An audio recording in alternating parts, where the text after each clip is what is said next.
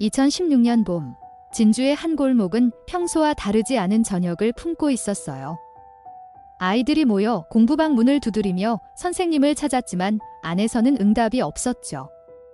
창문 너머 불빛은 켜져 있었고 작은 그림자들이 벽에 길게 드리워졌어요.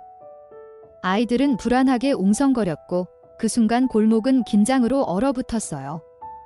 문은 굳게 잠겨 있었지만 안쪽엔 이미 참혹한 일이 진행되고 있었던 거예요. 그날의 공기엔 설명할 수 없는 불길함이 고여 있었죠. 사이렌이 골목을 가르며 울렸을 때 주민들은 밖으로 쏟아져 나왔어요.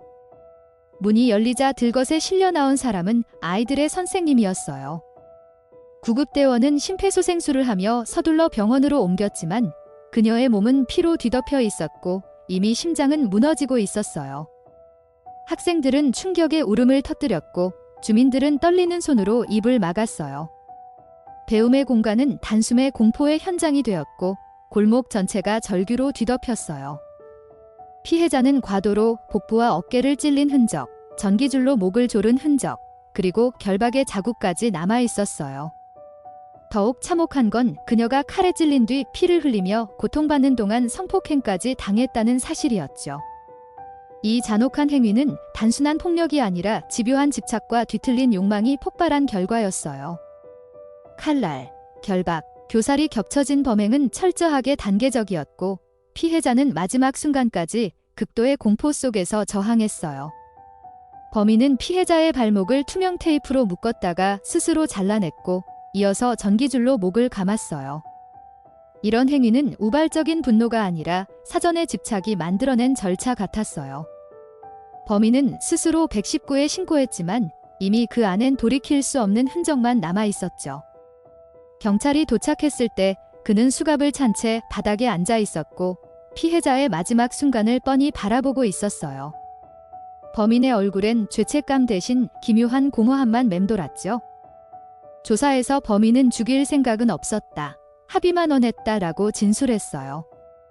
하지만 그의 행동은 완벽히 모순적이었죠. 이미 과거에도 피해자를 폭행했고 스토킹하며 집요하게 괴롭혔어요.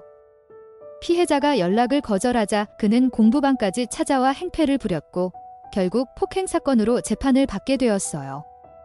피해자가 합의를 거부하자 그는 더욱 격렬한 분노를 품었고 그 집착은 결국 살인으로 이어졌어요.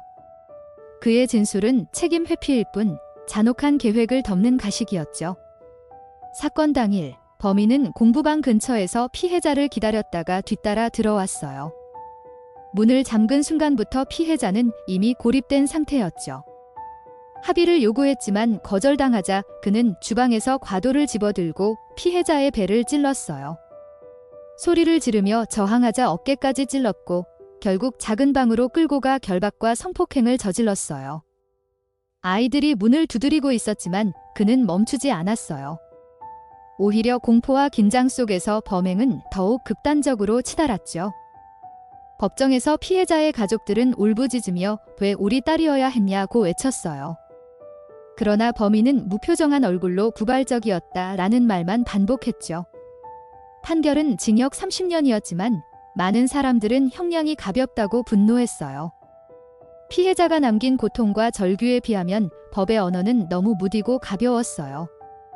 그녀의 생명과 존엄은 숫자로 환산될 수 없었고 남겨진 가족들은 평생 지울 수 없는 상처를 안고 살아야 했어요. 이 사건은 단순한 개인 범죄가 아니었어요.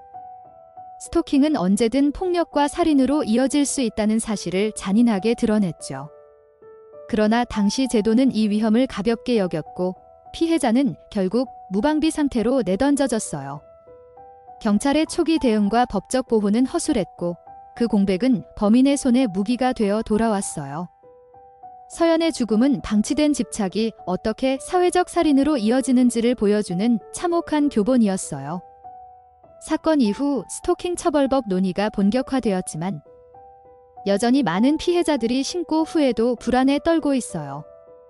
가해자는 쉽게 피해자의 곁을 맴돌 수 있고 보호는 항상 늦었어요. 서연의 희생이 헛되지 않으려면 사회가 근본부터 변해야 했지만 제도는 여전히 느리게만 움직였어요. 그 사이에도 또 다른 누군가는 같은 공포를 겪고 있었고 그 경고를 무시하면 비극은 반복될 수밖에 없었죠. 아범이 말했죠. 이 사건은 단순한 비극이 아니에요. 피해자의 마지막 절규는 사회 전체를 향한 경고였어요. 우리는 누군가의 집착을 가볍게 넘겨선 안 돼요. 그것이 곧 살인의 예고가 되니까요.